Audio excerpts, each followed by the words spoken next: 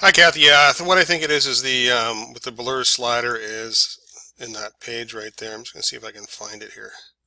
Sliders, blur, flip it over. You're trying to edit something in the page, and the blur slider wasn't tested with this one originally. So what's happening is there is something that we use in, we call design view, and we're able to hide things, resize things, do all sorts of things for the design window. Let me see if I can just get the page open here and explain what's going on. Because the design window doesn't understand JavaScript, okay, so we go there. Let's try to see if I get the same issue going on. No, I'm able to select things, so it's probably something that's more akin to SharePoint Designer. But anyways, long story short, because the design window doesn't understand JavaScript, anything that's sized via JavaScript, animated, sometimes it can cover things up like the blur slider. So here's what we do. Here's what I want you to try out. I want you to try this here. Go into your index page and see we've got the blur component right here. Okay, so you can try either this one here as an ID or the default slider background right here. And let me just go and find the JavaScript file here.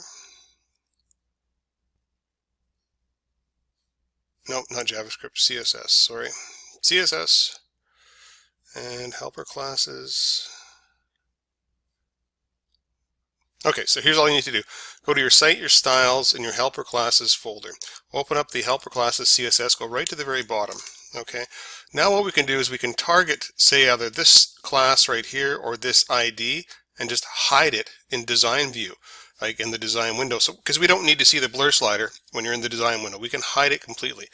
All right, so here's what we basically do. As long as you start off with the prefix of body.designView, and then you tack on the class, the easiest thing to do is just copy and paste, right, an existing one here, and then you tack along, you take the default slider background and replace row with default slider background, make sure there's no space obviously, and make sure there's a period just like this. Then what you can do is change see the display visibility hidden none? Copy that right there. I'll send this in a ticket. Just copy and paste it into your helper classes, and that should do the trick. That should hide the default slider. If that doesn't do the trick, then target the ID of blur component. I'll send both of these here, but we're going to replace this with a pound sign and then blur component, like so. So try both or either.